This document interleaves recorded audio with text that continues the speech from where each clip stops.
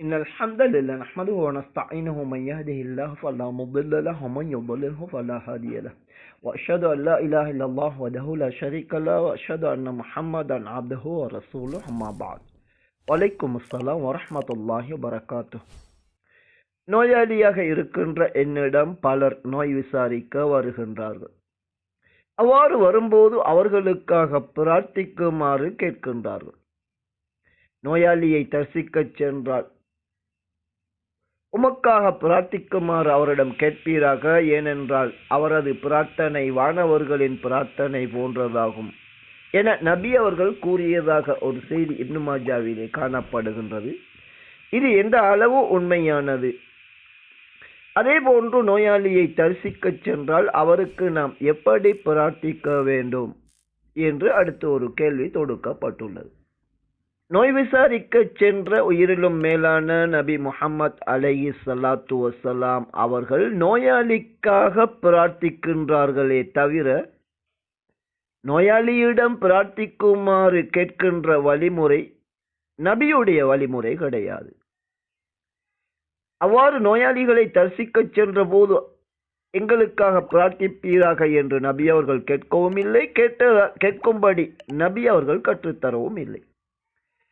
சுனன் இப்னு மாஜாவிலே இவ்வாறு கூறுகின்ற ஒரு செய்தி 1441வது இலக்கத்தில் பதிவு செய்யப்பட்டுள்ளது. இது ஒரு பலவீனமான நம்பகமற்ற அறிவிப்பாளர் வரிசையிலே தொடர்பு அறுபட்ட ஒரு செய்தியாகும். மைமூன் பின் மஹரான் என்பவர் உமர் ரலியல்லாஹு அன்ஹு அவர்களிடமிருந்து அறிவிப்பதாக இந்த செய்தி பதிவு செய்யப்பட்டுள்ளது. உண்மையில் இந்த மைமூன் என்பவர் உமர் ரலியல்லாஹு அன்ஹு அவர்களிடமிருந்து ஹதீஸை கேட்ட ஒரு மனிதர் கிடையாது. அதே நேரத்தில் சுன்னாவிற்கு நேர்முரணான செய்தியை இது கூறுகின்றது. நோயாளிக்காக நபி அவர்கள் பிரார்த்தித்த அல்லது பிரார்த்திக்குமாறு கற்றுத்தந்த பல்வேறு துவாக்கள் இருக்கின்றன. அவை அனைத்துமே நோய் விசாரிக்க செல்லுகின்றவர்கள் நோயாளிக்காக பிரார்த்திக்கப்பட்டுள்ளதே தவிர நோயாளியிடம் எமக்காக பிரார்த்திக்குமாறு நபி அவர்கள் எந்த ஒரு சந்தர்ப்பத்திலும் கேட்கவில்லை. குர்ஆன் சுன்னா ஒளியில் அன்றாட பிரார்த்தனைகள் என நாம் தொகுத்த நூலிலே நோயாளிக்காக பிரார்த்திக்கின்ற முக்கிய 2 பிரார்த்தனைகளை பதிவு செய்துள்ளோம். உண்மையில் நோயாளிக்காக பிரார்த்திக்கின்ற பல்வேறு பிரார்த்தனைகள் காணப்படுகின்றன. நோயாளிக்காக நாம் பிரார்த்திப்பதிலே மிகச் சுருக்கமான சிறந்த ஒரு துவா, லா பஅஸ தஹூருன் இன்ஷா அல்லாஹ். அல்லாஹ் நாடினால் பாவங்களை விட்டும் இது மனிதனை தூய்மைப்படுத்துகின்ற ஒன்றாக இருக்கின்றது. எனவே இதில் எந்த பிரச்சனையும் கிடையாது என்ற கருத்தை தரக்கூடிய இந்த பிரார்த்தனையை நாம் பிரார்த்திக்கலாம்.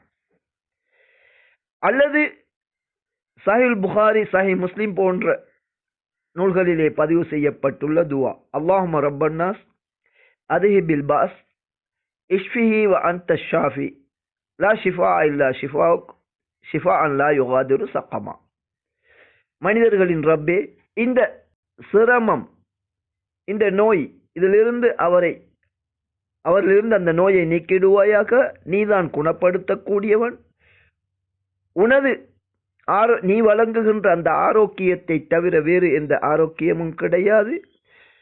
நோயிலே எந்த ஒன்றையும் விட்டு வைக்காத அளவிற்கு அவரை குணப்படுத்திடுவாயாக என்பது இந்த பிரார்த்தனையின் கருத்தாகும். 3வது ஒரு சிறந்த பிரார்த்தனை முஸ்னத் அஹ்மதிலே எம்மிடம் இருக்கும் மென்பொருளில் 2137வது இலக்கத்தில் பதிவு செய்யப்பட்டுள்ளது. இதுவும் ஒரு சஹீஹான ஹதீஸாகும், சஹீஹான பிரார்த்தனையாகும்.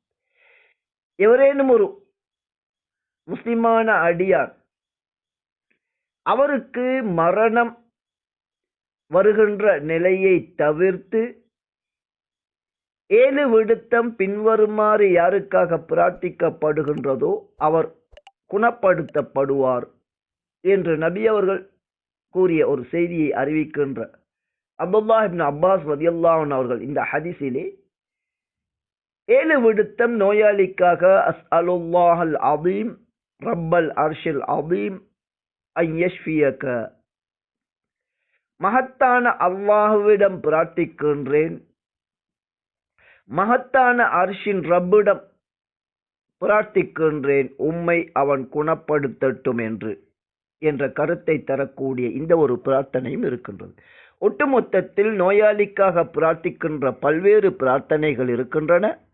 நோயாளியை தரிசிக்கச் சென்றால் எமக்காக பிரார்த்திக்குமாறு கேட்குமாறு ஒருபோதும் நபி அவர்கள் கூறவில்லை. அது சுன்னாவின் வழிகாட்டல் கிடையாது.